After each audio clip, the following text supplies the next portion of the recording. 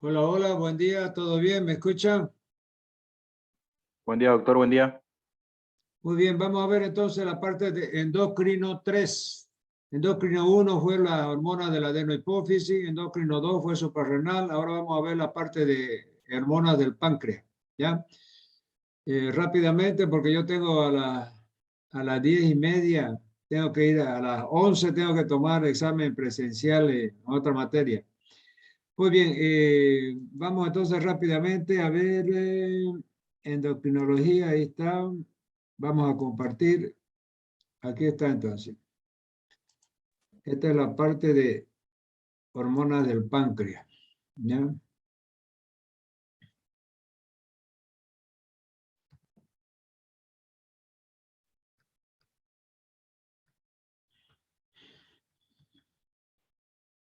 Muy bien.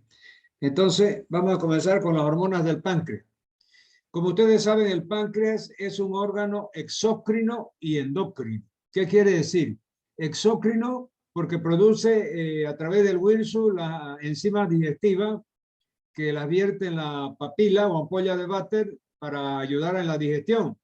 Esas enzimas digestivas ya las vamos a ver cuando veamos la parte gastrointestinal, pero básicamente las enzimas son tripsina, quiniotripsina, carboxipolipeptidasa, elastasa, etcétera, y además del bicarbonato. Todas esas enzimas son del páncreas exócrino.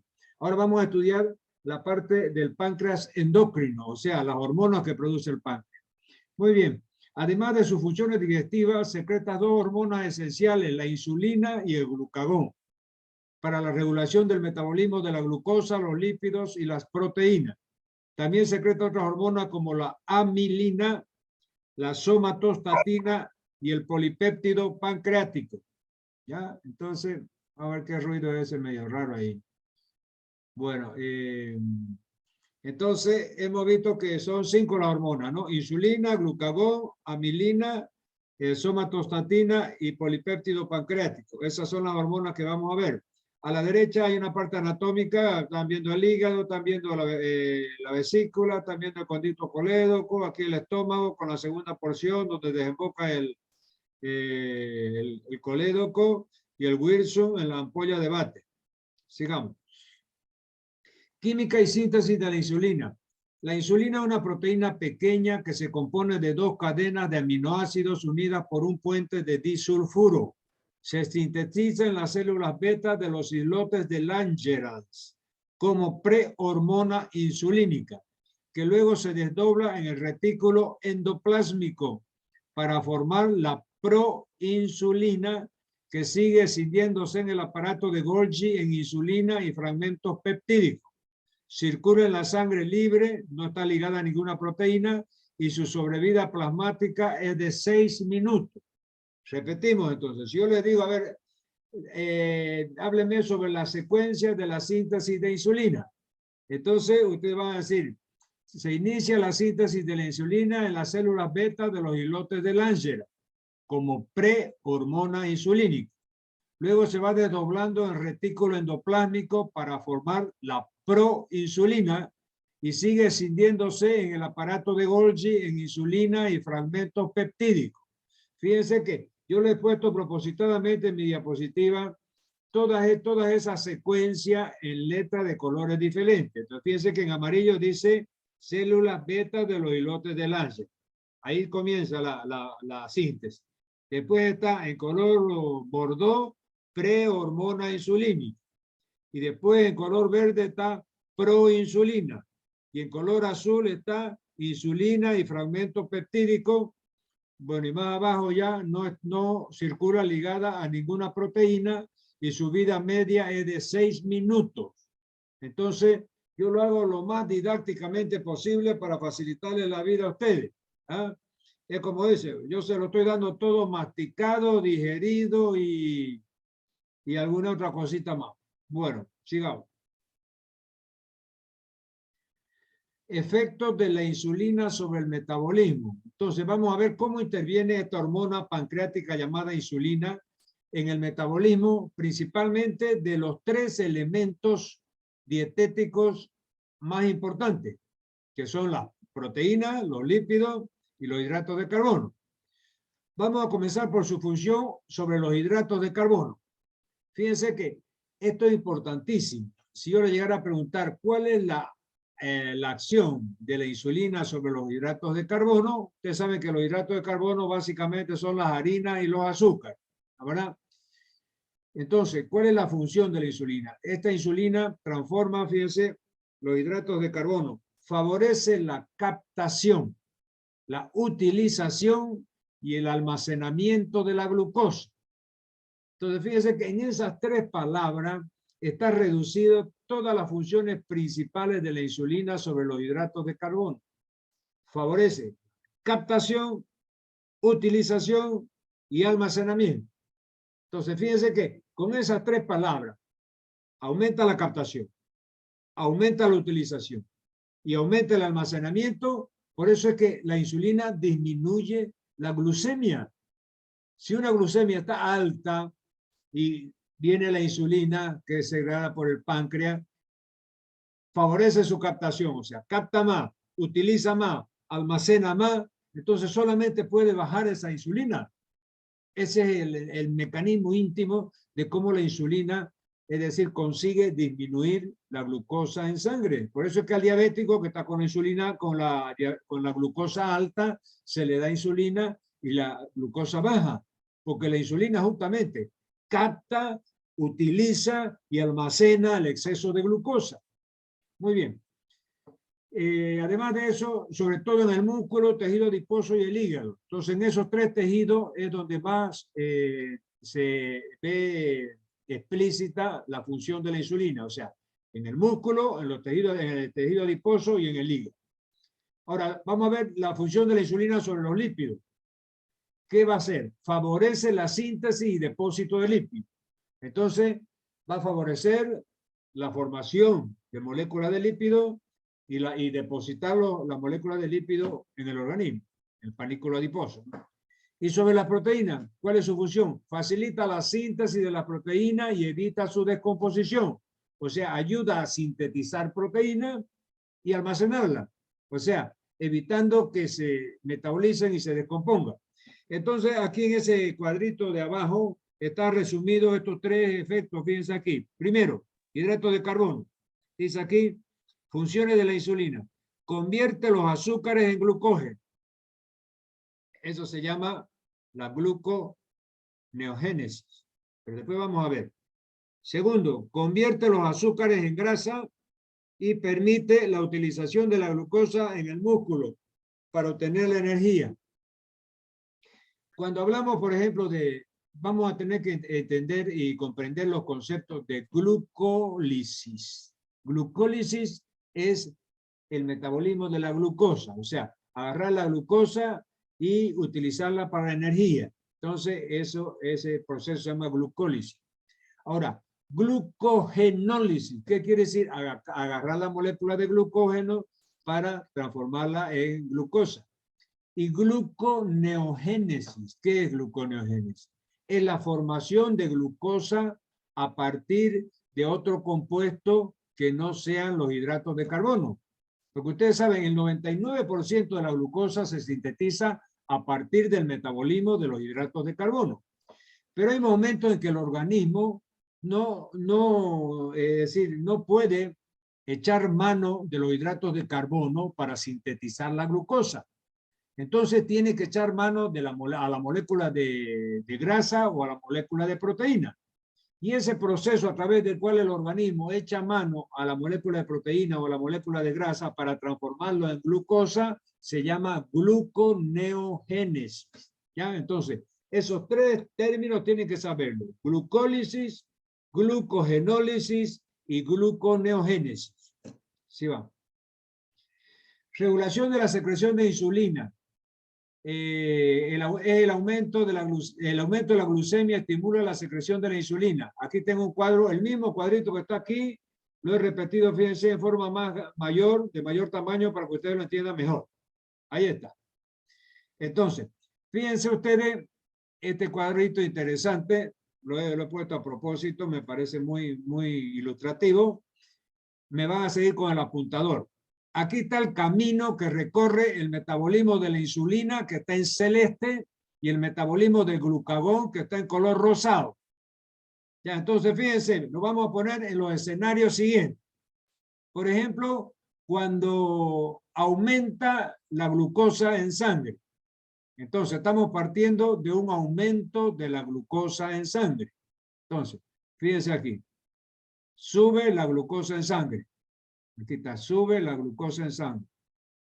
¿Ya? Aquí. Entonces, al aumentar la glucosa en sangre, aquí vamos a comenzar aquí. Glucosa alta en sangre. Aquí está. A mano izquierda, donde está mi apuntador, dice glucosa alta en sangre.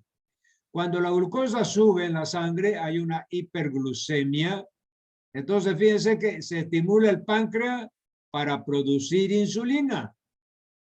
Esta insulina producida por el páncreas se va a los depósitos, fíjense, del hígado y hace que ese exceso de insulina circulante se transforme en glucógeno.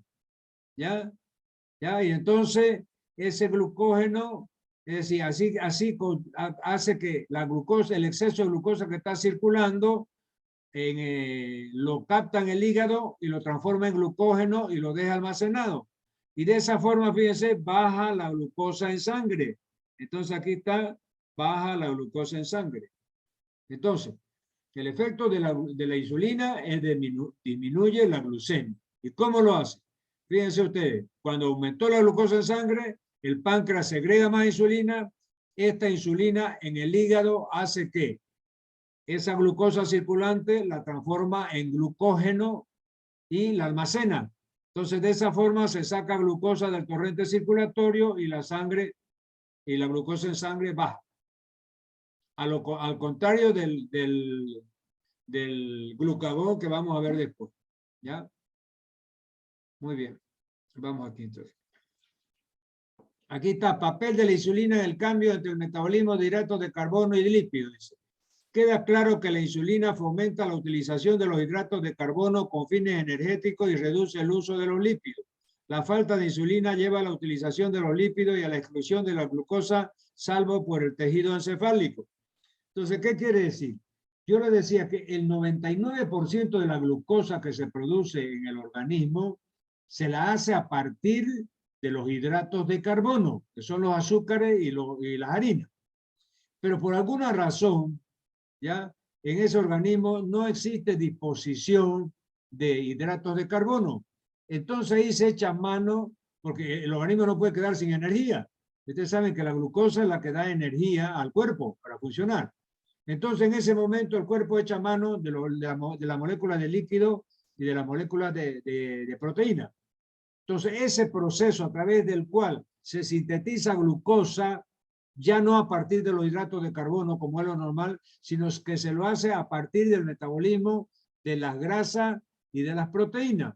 Ese proceso se llama gluconeogénesis, o sea, formación de glucosa a partir de otro elemento que no sean los hidratos de carbono.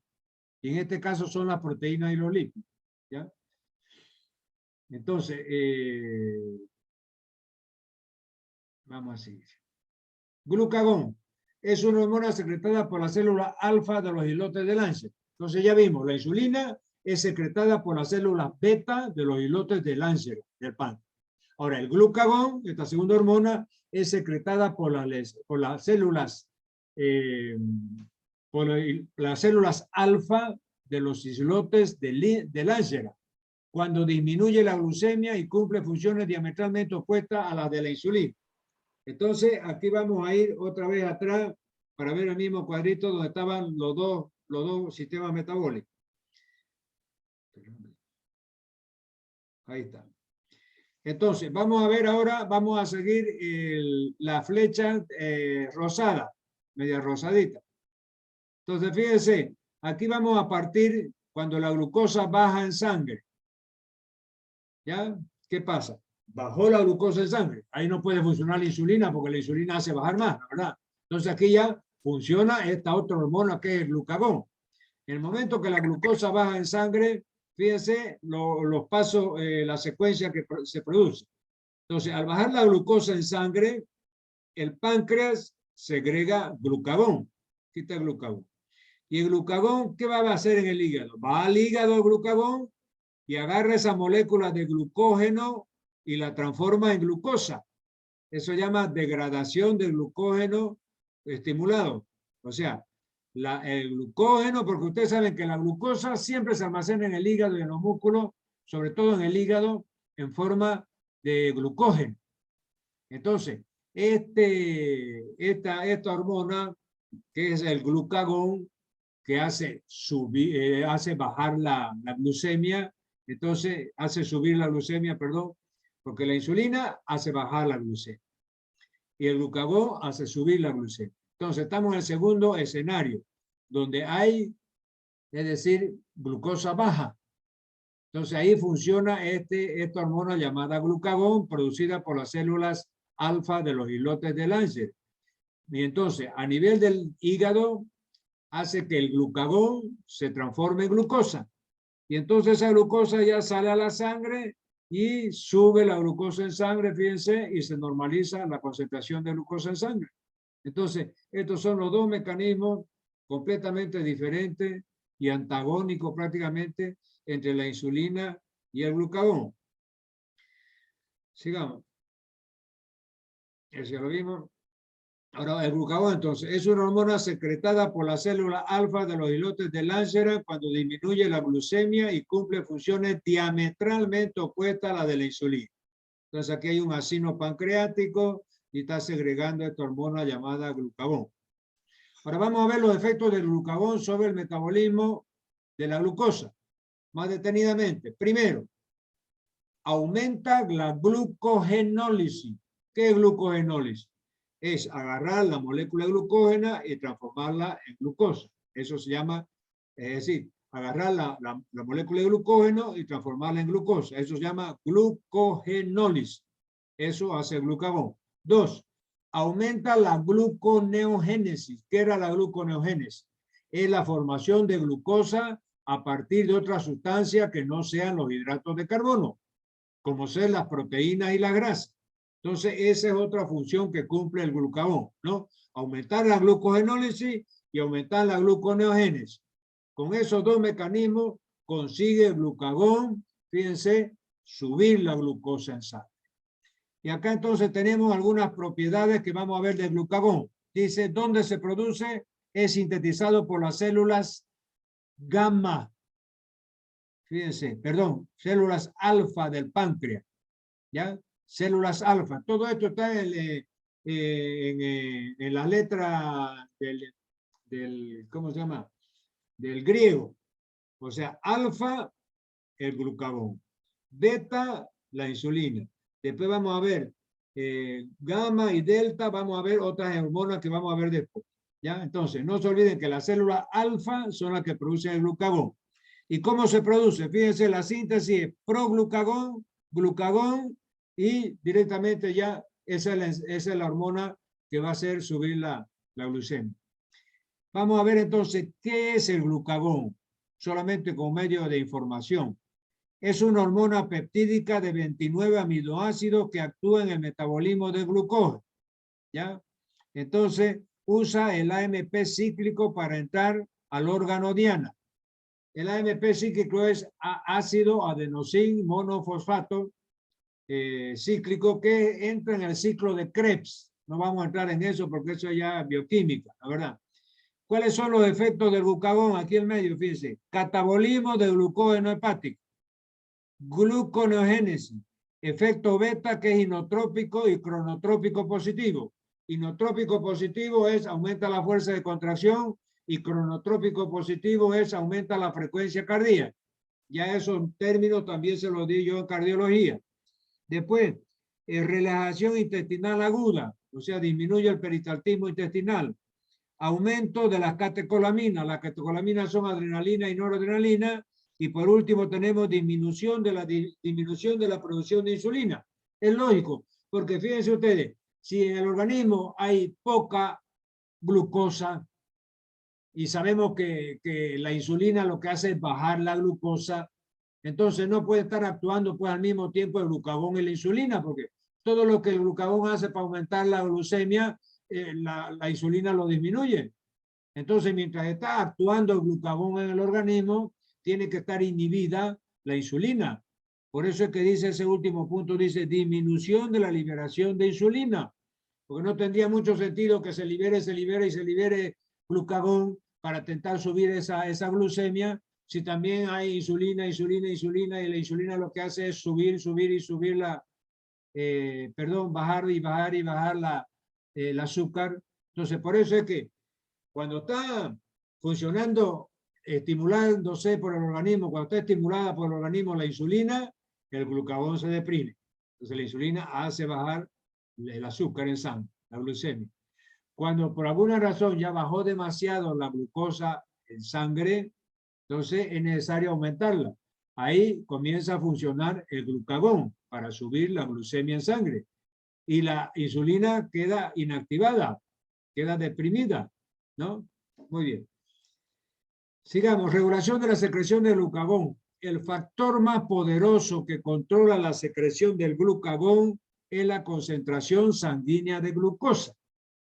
O sea, si yo le preguntara, ¿cómo se regula la secreción del glucagón?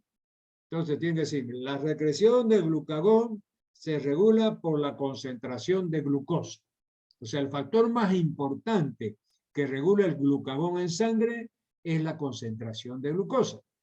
O sea, en el momento que esa glucosa cae por abajo de lo normal, ahí se activa la producción de glucagón para que vuelva a subir de nuevo la glucosa. Es lo mismo con la insulina. Del momento que sube mucho la insulina, sube mucho la glucosa en sangre, ahí se activa también la producción de insulina para que baje la glucosa. Entonces ahí nos da el mismo esquemita que ya lo habíamos visto bastante veces. Entonces, ahora otra hormona que se produce en el páncreas, polipéptido pancreático. El polipéptido pancreático se localiza en la periferia de los islotes. Espérese un ratito, a ver. Aquí está, el polipéptido pancreático se localiza en la periferia de los islotes, junto a las células productoras de glucagón y somatostatina, pero también el polipéptido pancreático en el tracto gastrointestinal, en el ilio, colon y en el sistema nervioso central y periférico. Voy a leer de nuevo. El polipéptido pancreático se localiza en la periferia de los islotes junto a las células productoras de glucagón y de somatostatina. Fíjense que aquí comienza a aparecer de nuevo la somatostatina. ¿Se acuerdan? Cuando vimos la hormona del crecimiento, había la somatotrofina, después que intervenía en el crecimiento de los huesos. ¿A través de cuál? De la somatomedina. Y después teníamos que la somatostatina, que se producía en el hipotálamo, fíjense que hay varios lugares donde se produce esta hormona somatostatina que impide el crecimiento del hueso. Entonces, el páncreas produce somatostatina, o sea, la parte gastrointestinal produce somatostatina. Se produce también, vamos a ver, ya en el hipotálamo ya habíamos visto. Entonces, en varios lugares, inclusive en el sistema nervioso central, se produce también somatostatina. Entonces, sigamos. El polipéptido pancreático se localiza en la periferia de los islotes junto a las células productoras de glucagón y somatostatina. Pero también hay PP, que es el polipéptido pancreático, en el tracto gastrointestinal, en el ilio y colon y en el sistema nervioso central y periférico. Es un péptido de 36 aminoácidos cuya secreción se ve estimulada por la ingestión de proteína y por la acción vagal. Su función más clara parece consistir en la inhibición de la secreción exócrina del páncreas. Entonces ahí está. Si yo les pregunto, esa hormona producida por el páncreas, la tercera llamada polipéptido pancreático, ¿cuál es su función? Fíjense, disminuir o inhibir la secreción exócrina del páncreas. Entonces, esa parte que son enzimas digestivas, que era la tripsina, la quimiotripsina, la carboxipolipeptidasa, la elastasa, el bicarbonato, todo eso que yo le había dicho al comienzo, esas son secreciones enzimáticas del páncreas exócrino. Entonces, esta hormona llamada polipéptido pancreático lo que hace es inhibir la secreción de esas enzimas digestivas del páncreas exócrino. También inhibe la secreción biliar y los complejos motores migratorios intestinales. Entonces, fíjense, si yo le llego a preguntar cuáles son las acciones del polipéptido pancreático, me tiene que decir inhibe la secreción exócrina del páncreas, inhibe la secreción biliar y inhibe el peristaltismo. Esto que dice aquí en palabras complejas, que dice complejos, motores, migratorios, intestinales, eso no es nada más ni nada menos que el peristaltismo intestinal. Entonces esas son tres funciones. Inhibe el peristaltismo, inhibe la secreción biliar, inhibe la secreción exócrina del páncreas. Ese es el polipéptido pancreático. Muy bien. Y aquí fíjense, tenemos un cuadrito donde dice páncreas, función dual, 3 hormonas. Entonces aquí hay un resumen de todo lo que hemos hablado hasta ahora. El páncreas, fíjense que ya hemos dicho, hay la función exócrina, con mi apuntador, función exócrina y función endocrina. Ya hemos dicho que la función exócrina era la producción de fermentos digestivos como la tripsina, quimotripsina, carboxi polipeptidasa, elastasa y bicarbonato para ayudar a la digestión de los alimentos. La función endocrina, entonces, van a producir primero estas 3 hormonas que ya hemos visto ahora, la insulina, el glucagón y la somatostatina, que se produce en los islotes de Langerhans, ¿no es verdad? Después vamos a ver ya hemos visto también el polipéptido pancreático y la anilina, ¿ya? Entonces, esta primera parte es la que nos vamos a quedar por ahí. Yo tengo que salir volando aquí porque de aquí te demoro más de media hora para llegar hasta la carrera para tomar ese examen escrito presencial en una materia. Muy bien. Entonces, si hay alguna